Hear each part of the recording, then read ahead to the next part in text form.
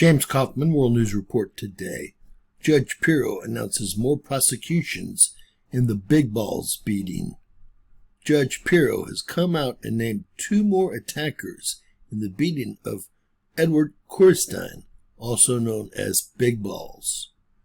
These 2 individuals are grown men and were with the 15-year-olds given simple probation for their roles in this horrible beating.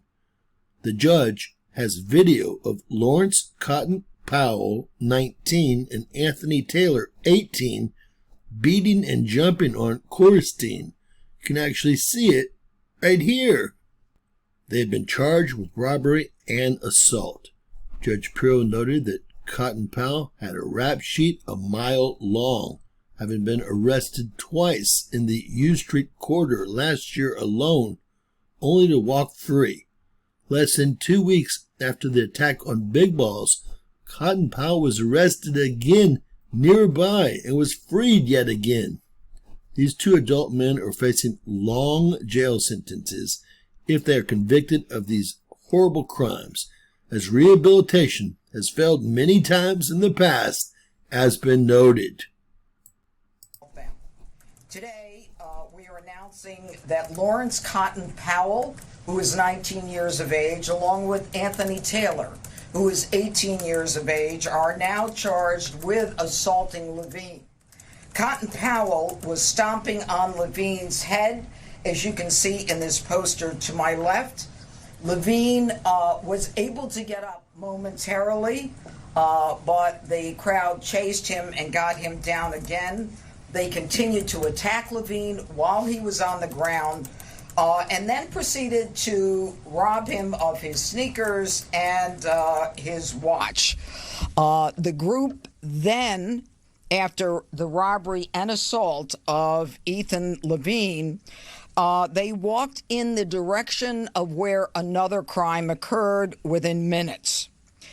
You have heard of this crime. Edward Coristine, a 19-year-old Doge person who was working in the administration, was walking a young woman to her car when he was approached in the 1400 block of Swan Street Northwest. Approximately 10 suspects approached him, and as they did, he pushed the young woman into the car. And he was protecting her from the group before he was then attacked by multiple suspects, who then punched him repeatedly, causing significant injuries to him. They got him on the ground, and as they were doing so, they demanded the car from the woman who was inside the car and had already locked the car. They were banging on the car. They were pulling the car door, trying to get the car open, and were telling the woman in the car to hand over the keys. And the woman was, as I said, able to lock the car door, so they were unable to gain entry. And it was fortuitous that someone from the Metropolitan Police Department was on patrol. He happened to pull onto the block, and he witnessed the suspects actually assaulting Coristine, who was on the ground lying next to the car. The juveniles fled, but within a short period of time, 2 15-year-olds were arrested, and they were taken into the family court by the Attorney General's office. That is the local Attorney General's office. Now, I think what's significant about this case is the history of Laurence Cotton-Powell. I want you to follow me on this. Laurence Cotton-Powell is 19 years of age. He's now charged with robbery, first-degree robbery, for which he faces 15 years in prison. He also faces a charge of assault with intent to commit robbery and another 15 years. And robbery for Edward Coristine, 15 years. Assault with intent to commit robbery, another 15 years. And attempted carjacking, 5 years. Now, let me tell you his background. On April 3rd of this year, Laurence Cotton-Powell was sentenced for a felony attempted robbery. My office asked for jail time. Judge McLean, a judge sitting in the criminal part in Superior Court with no criminal background, made a decision to give Cotton-Powell probation in spite of his conviction on a felony attempted robbery. Within 31 days, by May 4th, Powell reoffends. He's rearrested while he's on probation from the felony, and he's charged with simple assault and possession of a prohibited weapon B. On May 4th, my office asked that probation be revoked. But on May 16th, that same Judge McLean comes back and releases Cotton-Powell and tells him basically, be a good boy. On July 24th, he is sentenced to one of the two misdemeanors that he's charged with. Again, my office asked for jail time after he victimized yet another person. And on July 25th, another judge suspends his sentence and decides that he should be on probation.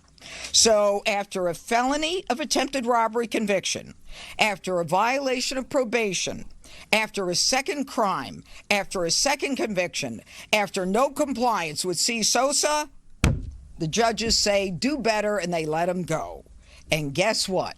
Within 10 days, he's at it again with Ethan Levine and Edward Coristine. Now, the co-defendant in this case is an individual by the name of Anthony Taylor.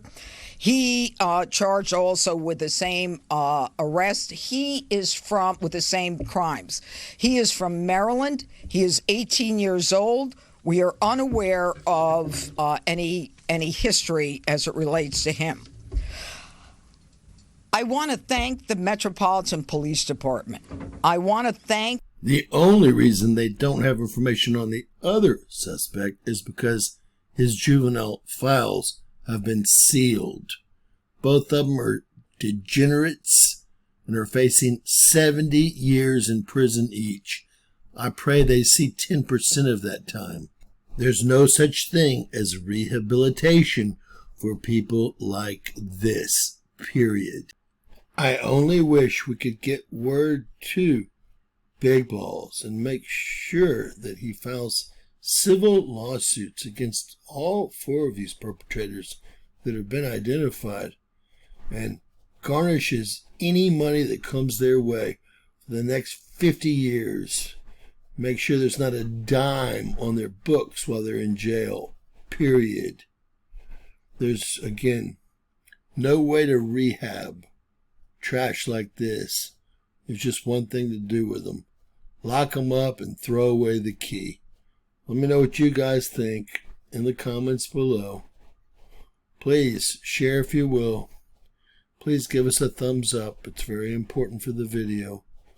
And guys, always remember that anything's possible in Bizarro World. God bless you all.